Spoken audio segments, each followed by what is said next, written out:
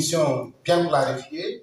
Elle est celle de contribuer à la défense du territoire, de rechercher et de mettre en œuvre des solutions endogènes de développement endogènes avec les politiques nationales et les plans locaux de développement.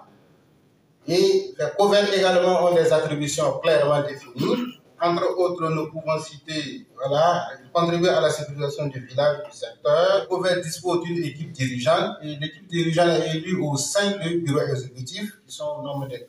Les COVED ont les droits et les devoirs.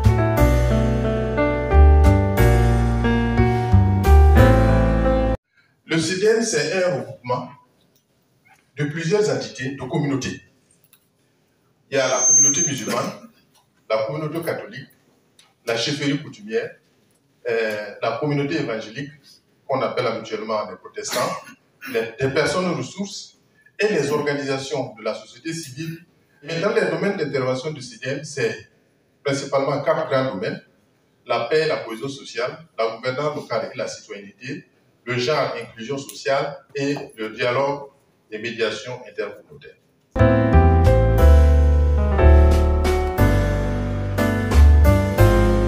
Donc, nous sommes en 2020 et il y a une forte dégradation de la situation sécuritaire.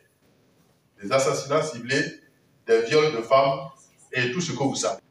Le 26 mai, les Gourmagés et les Moussi manifestent ensemble dans la ville de Fada pour dénoncer l'insécurité et la complicité et le laxisme. Le 13 juin 2020, la communauté Peul manifeste dans la ville de Fada pour dénoncer l'insécurité et la stigmatisation.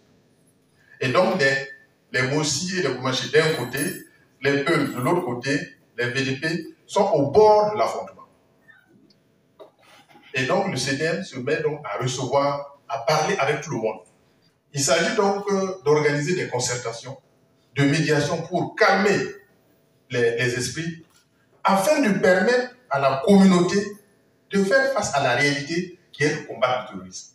Pour consolider cela, il y a une journée de dialogue intercommunautaire qui est organisée, avec la participation même d'acteurs nationaux qui étaient en vogue à l'époque, le CISC, le M2BHP, le CNDH, PNUD, Laboratoire Citoyenneté et tous ces acteurs. C'est ainsi que les différents acteurs ont permis de ramener le calme.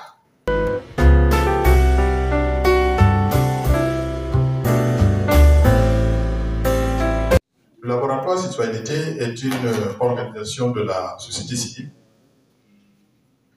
et sa vocation, c'est de renforcer les capacités de tous les acteurs.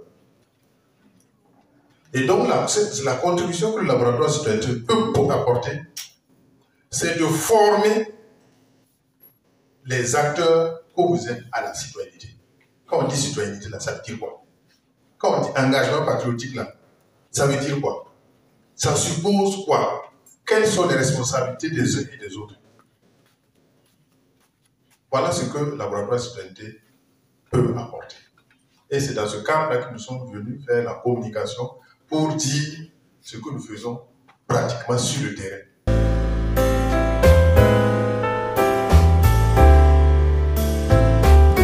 CDR, OIA, COVED, c'est-à-dire il y a un fonds, n'attendez même pas qu'on vous dise de faire.